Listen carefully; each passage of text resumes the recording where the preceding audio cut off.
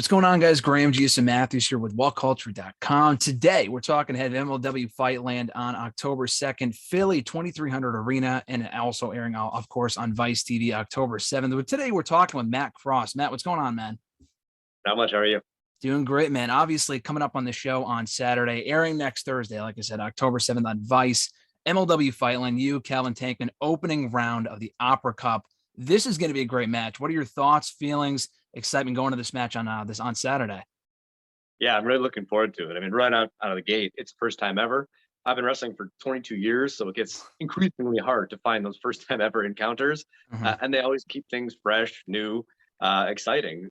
I personally feel like I have my best matches against competent big man. So, bam, I got, be careful what you wish for. And now that's exactly what I got. So let's see what we can do. It's going to unfold real time this Saturday, and I'm looking forward to it.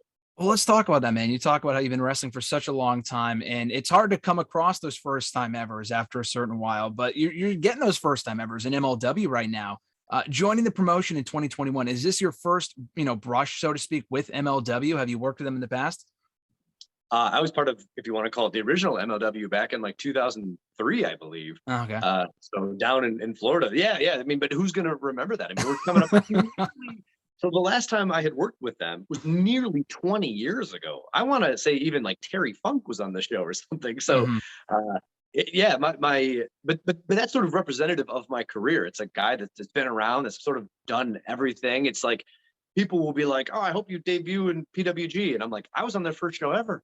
People forget that, like, if someone remembers I was with Wrestling Society X, they're going to forget that I was on Tough Enough. If they remember Tough Enough, they're going to forget Lucha Underground. If they remember Lucha Underground, they're going to forget the Best of Back in Wrestling video series. I mean, I've just had everyone's career in wrestling is going to be insane because this is an insane business, but mine has been somehow arguably more insane than other people's. Yeah, dude, you've literally done it all. I think your shirt says it all. Wrestling is forever. And I mean, you've been wrestling. It seems like it's been forever, 20 years, really. I mean, it is a long time, but I mean, you've really done it all in that span of time, and it's crazy. And you're still doing new stuff all the time. So being back in MLW, and it's obviously such a different landscape than it was, like you said, back in 2003 when you were initially working with a promotion. The roster there is now, the Opera Cup itself, not even looking at the rest of the roster, is absolutely stacked. What intrigued you? What compelled you about coming back to MLW and working with all these fresh faces, so to speak? I mean, yeah, you almost answered your own question, right? Because I mean, just look at that tournament, let alone the rest of the roster, the rest of the show, the rest of the company. It's like, what an insane tournament. Regardless of borders or companies or anything, it's like you have that level of talent. I mean, guys like Alex Shelley that, in my opinion, changed the scope of independent professional wrestling, if not all of wrestling, and is still unsung, and his contributions are still not recognized. I mean, the fact that someone like him could even be available for something like this is sort of a travesty. But he's unbelievable. So he's, part of that old guard, if you will. And guys like myself, who, if we started in like 99-ish, that's like 4 decades. Like the 90s, the 2000s, and the 2010s. And it's like, holy crap.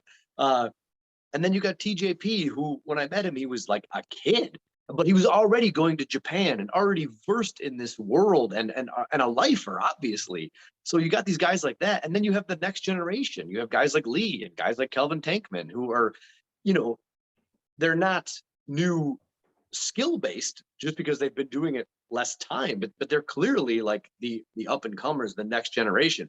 Maybe their time is now. That's what the tournament, will flesh that sort of thing out. But you kind of have the past, present, future in some regards, just in this one tournament of some of the best guys out there. And it's really insane. I mean, like, pretty much any matchup you make is good.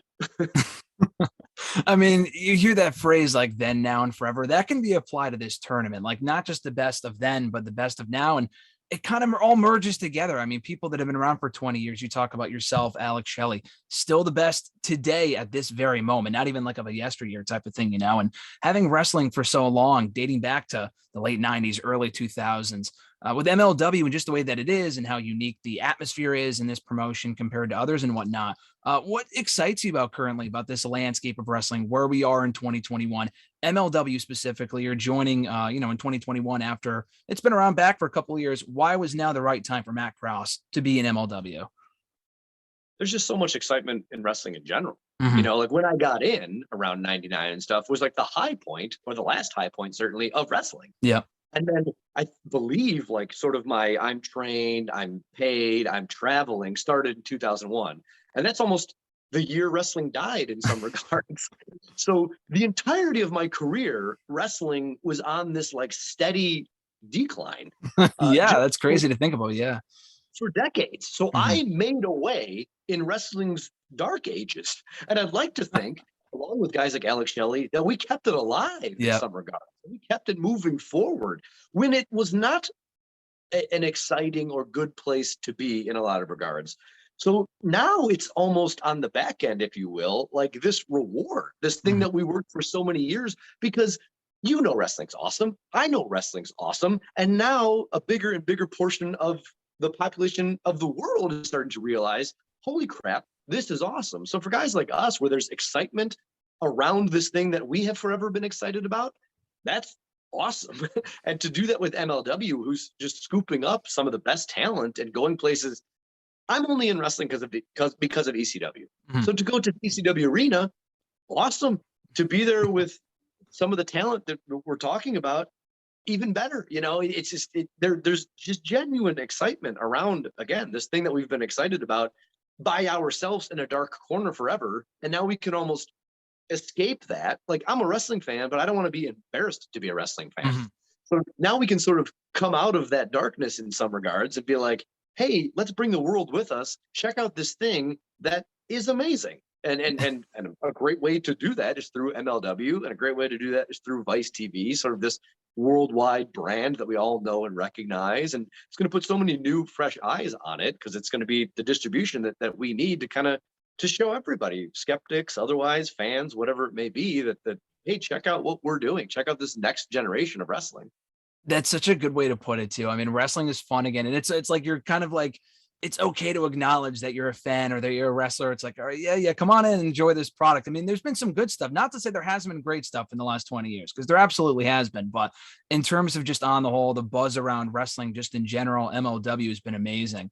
And real quickly, before we wrap up in the next couple of minutes, got to talk about this: the similarities between MLW, Lucha Underground. I got to ask you about this, because I was such a fan of that promotion. And in watching Alpha the last couple of weeks, seeing your interactions with Cesaro Duran, of course, who was the head honcho, so to speak, over in Lucha Underground, has been so cool. And being part of those two promotions, in addition to everything else you said, Wrestling Society X, and there's a lot of similarities of that like underground feel there as well. Talk about the similarities between those two promotions and how cool it's been to be working with Cesaro Duran back in MLW. Yeah, it was great to see him again, because he's just so talented and so amazing. And I think he kind of brings you up to his level. A lot of us are talented professional wrestlers. He's a classically trained actor. So it's just this different dynamic. And he's so good at what he does. And it brings me back to that place, which was genuinely revolutionary. And I think people almost realize, or pretend to realize, or are starting to realize, but I think we're going to have to be 20 years removed on a whole to really look back and be like, oh my God, Lucha Underground changed everything. Because I there will agree. never, ever, in my opinion, be something like that again. Mhm. You had guys like Ricochet who have been given a WWE tryout and been told no. You had guys like myself who have been given a WWE tryout and told no. You had these rebels, these misfits, these unbelievably talented people who now had a chip on their shoulder and thought to themselves, all we need is a platform. We have something to prove. They threw us all together in an awesome temple, and then bam, we literally created magic. And the recipe was, we think you're some of the best wrestlers. Please go do that. And that went for the writers, the camera guys, everybody. They're like, you are the writers, write the show. Without, don't write it like this, or don't do it like this. No one was micromanaged. Everyone was trusted to do what they do best. And seems like such an easy recipe, and it was life-changing, because you'll never again get guys that can be 10 years in and that frustrated, 15 years in and that frustrated, Oh yeah. 20 years in and overlooked. Now you start to get a buzz, you're somewhere. So you'll never, ever again, I think, in wrestling's history, get that exact recipe to create that magic. That said, the spirit of that resides within me. That flame still burns. That I was able to connect with that audience purely on work rate, purely on desire and sacrifice, and that's a part of me, and I bring that with me everywhere. Lucha Underground just gave me a platform.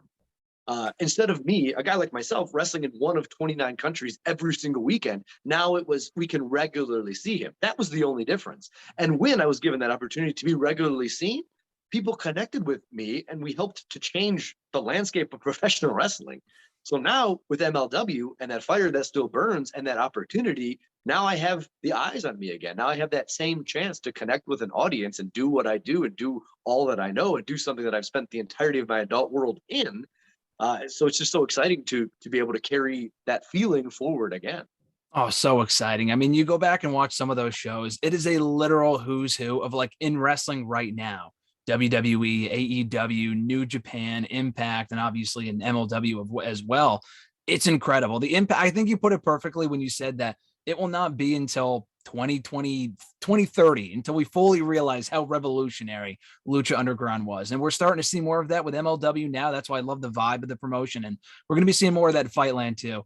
Calvin Tankman, yourself, Matt Cross, man of many names, son of havoc, Matt Cross. The work rate stays the same. Calvin Tankman, it's going to be a great match at MLW Fightland this Saturday, 2300 Arena. You mentioned it yourself, in Philly. And then as well airing, of course, on Vice TV right after Dark Side of the Ring next Thursday, or in 2 weeks from when we speak right now on October 7th, which is going to be great. Matt, thanks so much for the time, man. I appreciate it, and best luck with everything going forward.